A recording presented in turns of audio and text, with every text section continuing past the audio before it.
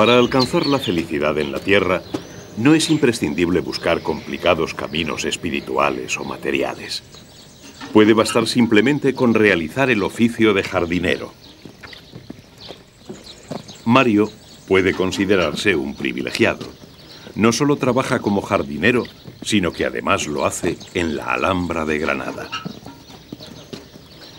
No cabe duda de que ejerce uno de los trabajos más envidiables que se pueden realizar.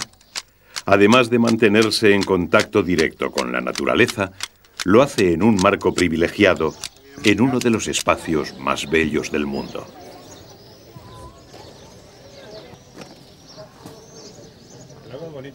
Cada año, más de 2 millones de visitantes de todo el mundo vienen a la Alhambra para admirar su arquitectura nazarí y disfrutar de los jardines que Mario y sus compañeros se encargan de cuidar. Con su esfuerzo, los jardineros contribuyen a dejar un recuerdo imborrable en los visitantes.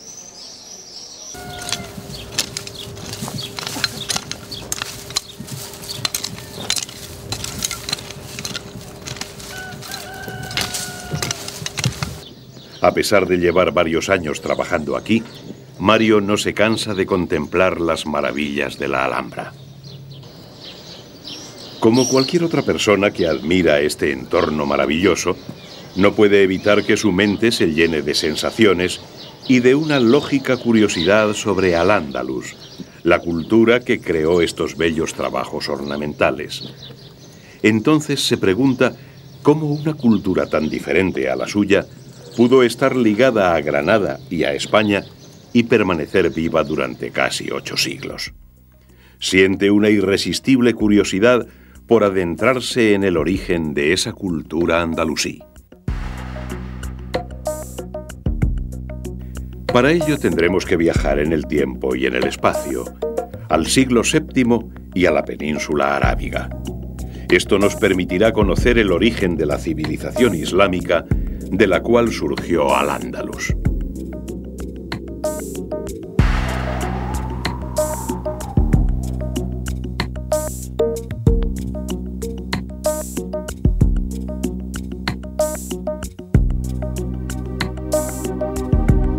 Tenemos que imaginar la Arabia de aquel tiempo, dominada por una serie de tribus que a su vez estaban compuestas por numerosos clanes familiares. Pese a estar sólidamente asociado a los demás, cada clan mantenía celosamente su autonomía. Los árabes de aquel tiempo aún no eran musulmanes. Su religión era politeísta. Adoraban a una serie de antiguos dioses relacionados casi siempre con astros, árboles o piedras, es decir, elementos que les servían para orientarse en el desierto.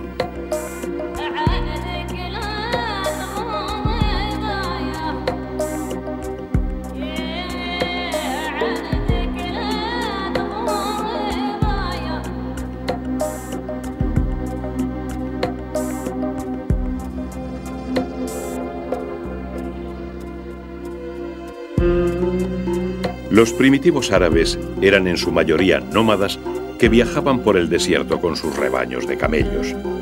Su principal preocupación era controlar los pastos y el agua para sus animales. Entre los árabes existían también mercaderes que se dedicaban al comercio. Transportaban sus mercancías en grandes caravanas que recorrían la península arábiga de norte a sur, haciendo escala en los oasis. En los oasis existía agua suficiente como para hacer posible la agricultura. En sus alrededores surgieron los escasos asentamientos árabes de aquel tiempo, ciudades estables habitadas por población sedentaria que se dedicaba a la agricultura o el comercio.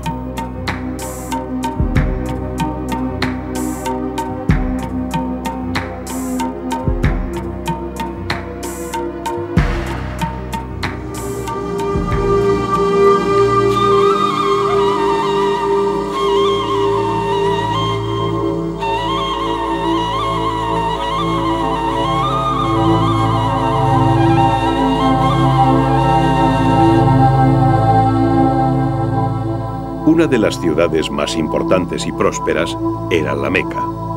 Su situación estratégica era clave. Allí se cruzaban las caravanas que iban del Yemen hasta Siria, Egipto y Mesopotamia. Pero además, la Meca era el principal centro religioso de aquella época. Era costumbre entre los árabes anteriores al Islam acudir en peregrinación a la Meca, pues en esa ciudad se encontraba la Kaaba, o santuario en el que se rendía culto a más de 360 dioses. La razón de que hubiera tantas divinidades era que de esta forma cualquier árabe que visitara la Meca podía venerar allí a sus propios dioses. De este modo, todos los árabes consideraban a la Meca el gran centro de peregrinación.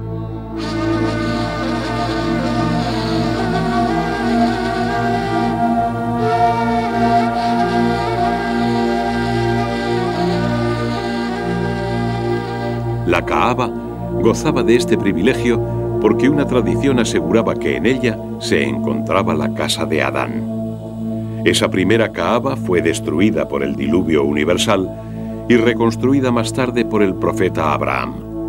Este engastó en el ángulo sureste del nuevo edificio una piedra negra traída por el arcángel Gabriel.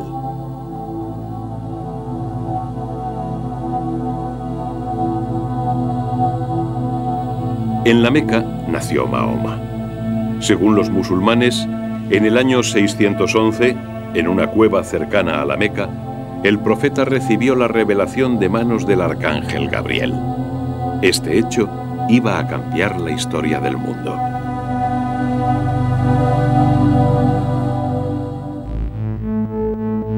En el siglo VII, la península arábiga se situaba en los márgenes de los imperios persa y bizantino, con los que los árabes mantenían intensas relaciones comerciales. Vasallos de estos dos imperios eran los gasaníes y los lajmíes, dos reinos cristianos situados al norte de Arabia. De religión cristiana eran también los habitantes de algunas ciudades del interior de Arabia, como Nairán. La presencia judía en Arabia se circunscribía sobre todo a dos ciudades cercanas a la Meca. Mahoma creía que fue el mismo y único Dios que adoraban hasta ese momento judíos y cristianos el que le reveló el texto sagrado del Corán. El profeta emprendió un viaje iniciático por los 7 cielos que rodean a Dios, guiado por el arcángel Gabriel. En el transcurso de este periplo, Mahoma tuvo encuentros con personajes bíblicos como Abraham, Moisés y el mismo Jesucristo. Mahoma se considera el elegido para recitar o transmitir la revelación divina. Había nacido el Islam, término que en árabe significa sumisión a Dios.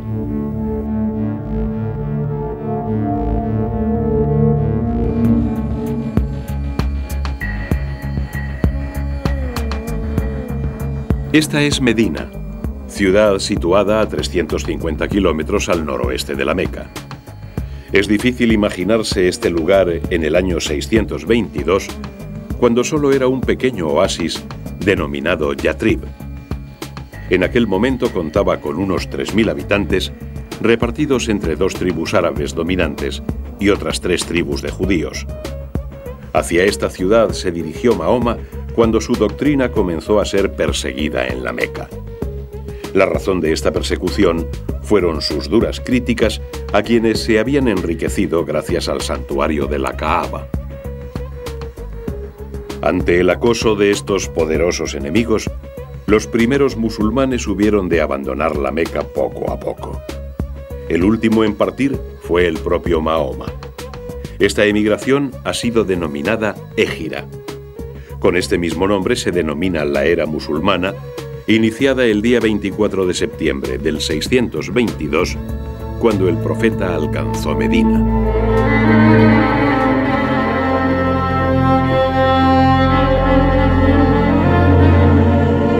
Poco tiempo después, según la tradición, en el lugar donde se detuvo el camello que montaba Mahoma, fue erigida la primera mezquita.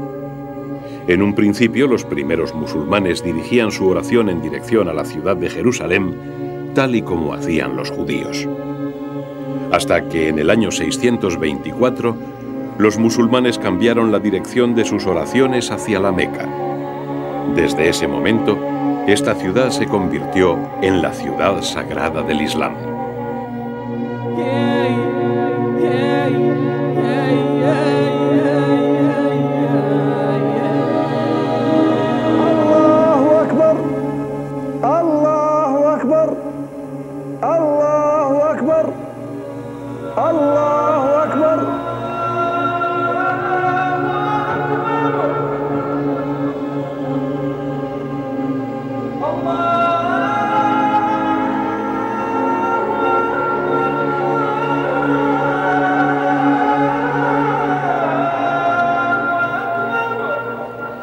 Lejos de prohibir las peregrinaciones a la Meca, Mahoma conservó esta tradición, adaptándola a las necesidades de la nueva religión.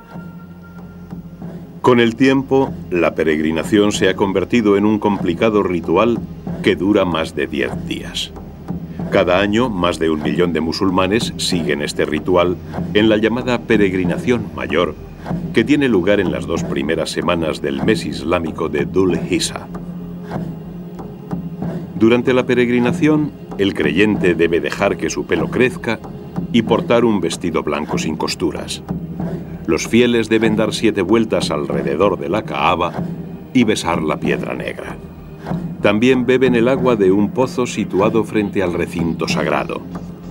Asimismo, deben dar 7 carreras entre 2 colinas situadas junto a la Kaaba.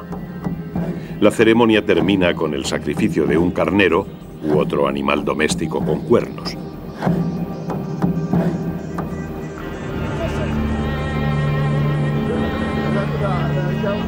La peregrinación es uno de los 5 deberes religiosos básicos del Islam. El primero y más importante de estos deberes es la profesión de fe o shahada. Con ella se expresa la creencia en la unicidad divina y en la misión profética de Mahoma mediante la frase "No hay más Dios que Alá y Mahoma es su profeta".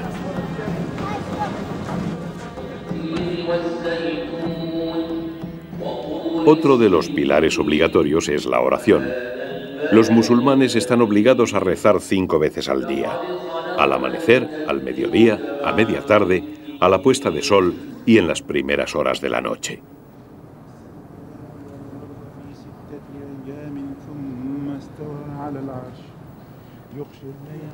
La tercera columna del Islam es la limosna. La limosna obligatoria se destina a obras religiosas como la construcción de mezquitas o a socorrer a los necesitados. El ayuno es otra de las columnas de la fe islámica. Quedó fijado en el mes de Ramadán, el mismo en el que se inició la revelación.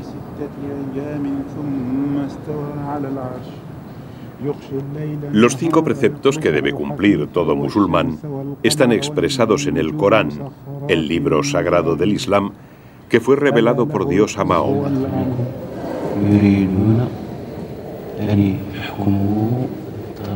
Los musulmanes consideran que el texto coránico árabe es una copia exacta del original que está en el cielo.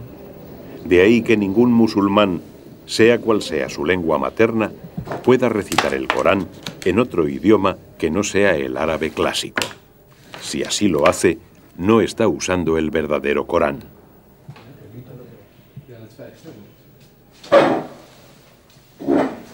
Además de por su naturaleza de texto divino, el Corán ha sido ensalzado por su extraordinario valor literario y por la gran capacidad de emocionar que despierta.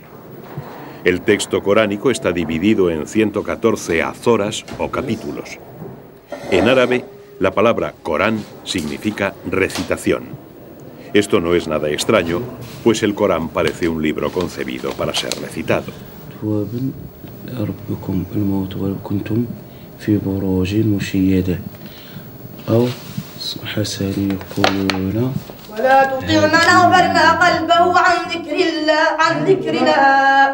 واتبع هواه وكان أمره فرطا وقل الحق من ربكم فمن شاء فليؤمن وقل الحق من ربكم فمن شاء فليؤمن ومن شاء فليؤمن. La recitación del Corán se realiza con una característica salmodia cuyo origen parece estar en la lectura litúrgica de los cristianos sirios. Este peculiar canto se ha desarrollado tanto que ha pasado a ser una ciencia religiosa y un arte al mismo tiempo. Con la recitación salmodiada se resaltan la belleza del estilo coránico, su extraordinaria cadencia o la musicalidad de sus rimas.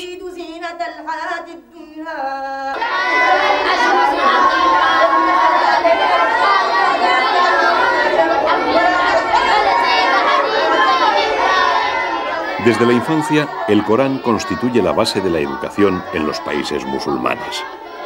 Con el texto sagrado, los maestros aleccionan a sus alumnos en cuestiones lingüísticas, históricas, jurídicas o religiosas.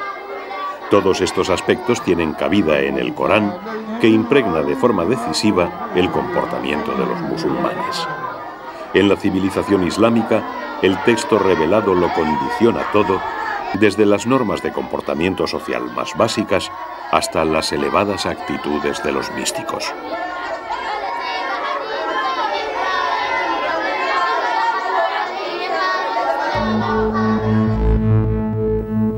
Hacia el 632, gran parte de la península arábiga había sido dominada por el Islam. A esta primera fase de expansión musulmana sigue otra mucho más importante que trasciende las fronteras de Arabia. En tan solo 29 años, los musulmanes han ocupado un amplio territorio que se extiende desde el subcontinente indio hasta el actual Túnez. Mahoma comprende muy bien la bravura de los beduinos del desierto y la aprovecha para expandir el Islam.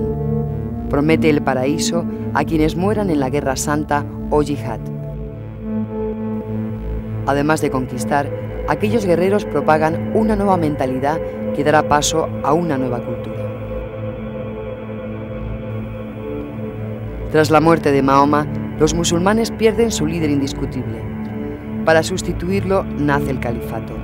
Aquel que lo asume se convierte en jefe político-militar, pero también religioso, de los musulmanes. Los primeros califas llegan en su expansión hasta el sur del Mediterráneo. Allí tropiezan con un difícil obstáculo: las tribus bereberes de las montañas de las actuales Túnez y Argelia.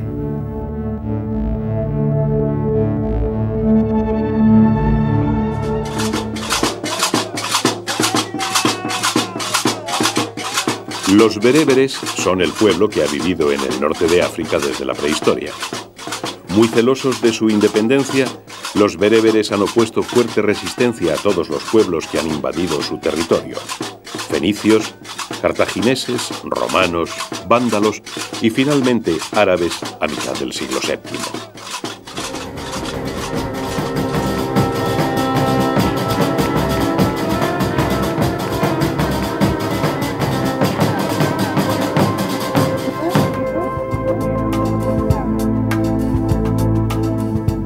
Túnez ha gozado desde siempre de una importancia estratégica de primer orden en el Mediterráneo. Se halla frente a las costas de Sicilia, a uno de los lados del estrecho de Mesina, paso obligado de los navíos que surcan el mar desde la antigüedad. Pero también por tierra, los corredores naturales que atraviesan las actuales tierras de Túnez resultaban el mejor camino para quienes se dirigen de oriente a occidente a través del norte de África. Los árabes comprendieron la necesidad de dominar la región si querían avanzar hacia el oeste y, sobre todo, controlar el Mediterráneo.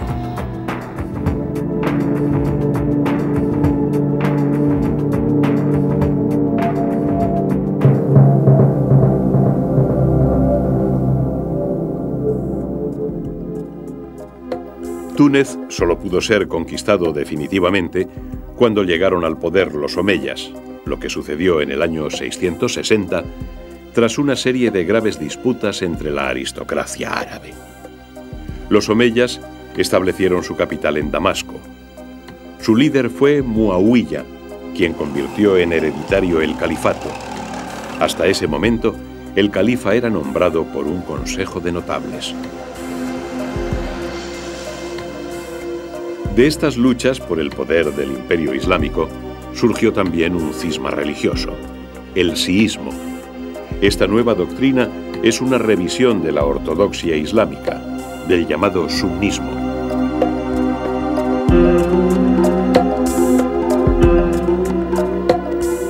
Una vez resueltos los problemas internos, los omeyas prosiguieron sus campañas militares en el oeste. En el año 670 fundaron en Túnez un gran campamento militar en Kairouán.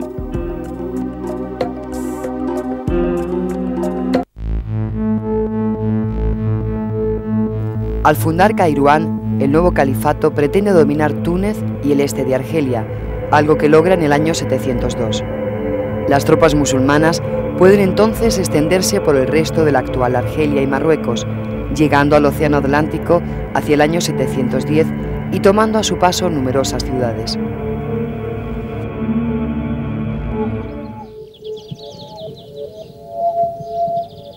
Una de estas ciudades es Volúbilis.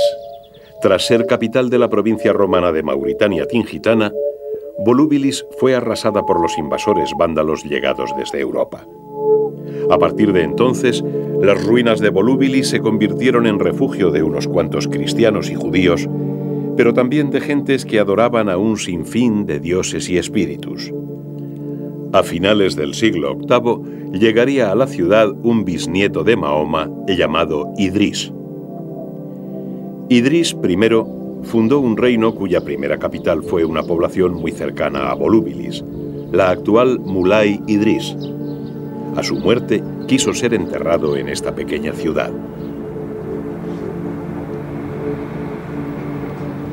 Con Idrís I, el actual Marruecos inició su propio camino dentro del Islam, en busca de una personalidad propia que ha llegado hasta nuestros días.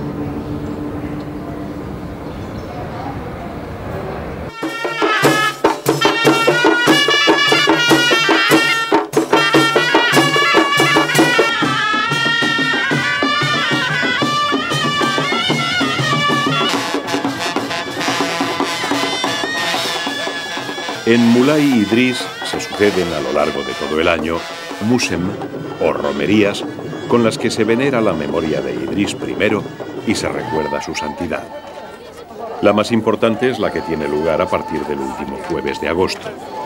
Una tradición popular establece que aquellos musulmanes que no pueden viajar a la Meca para cumplir con el precepto coránico de la peregrinación pueden realizar en su lugar 5 visitas a Mulay Idrís.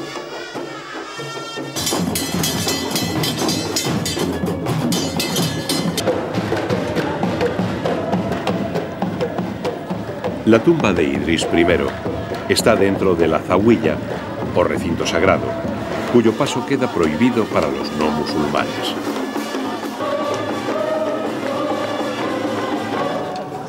El lugar más importante de la Zawiya es la tumba de Idrís, conocido popularmente como Mulay Akbar.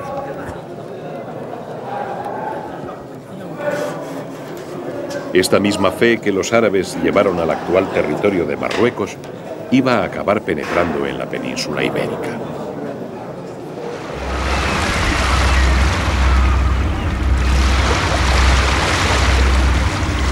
El año 711, unos cuantos miles de soldados musulmanes cruzan el estrecho que separaba las costas africanas de las europeas con la intención de apoderarse de Hispania. Este hecho histórico dará lugar al nacimiento de Al-Ándalus. No resultará empresa difícil para los musulmanes apoderarse de la península ibérica, dominada entonces por los visigodos. En esos momentos, la nobleza visigoda luchaba encarnizadamente por el poder, mientras la mayoría del pueblo sufría grandes penalidades. Por esa razón, la mayor parte de la población acogió bien a los nuevos conquistadores. La mayor parte de estos eran tropas bereberes originarias de Túnez, al mando de las cuales estaba una aristocracia árabe. Algunos hispanogodos se convirtieron al Islam en los primeros años, pero otros muchos prefirieron seguir fieles al cristianismo. Eso mismo ocurrió con los judíos, que en su gran mayoría se mantuvieron en su fe.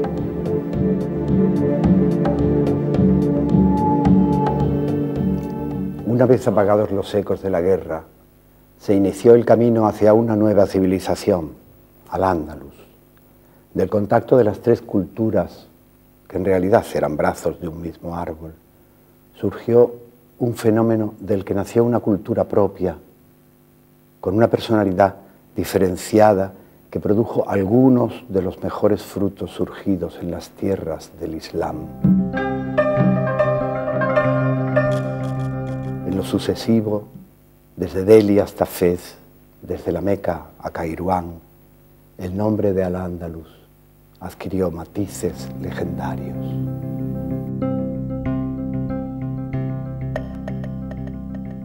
Hoy, pasados varios siglos desde la extinción del Islam español, Al-Ándalus sigue siendo un mito colectivo para los musulmanes. La conquista de Granada supuso el final del poder político de Al-Ándalus y la aceptación por los antiguos andalusíes de una nueva realidad, la que traían los cristianos. España es hoy un país occidental, moderno, integrado en Europa. Sin embargo, la herencia andalusí no se ha apagado. Así se comprueba en muchas de las costumbres y tradiciones de sus gentes. Así se comprueba en el legado lingüístico que ha llenado nuestro diccionario de palabras de origen árabe y hace del castellano un idioma casi bilingüe. Y sobre todo se comprueba en el rico patrimonio arquitectónico de ciudades como Córdoba. Él nos puede servir para iniciar un viaje hacia aquella historia de Al-Ándalus, una historia que nos pertenece porque la hicieron nuestros antepasados.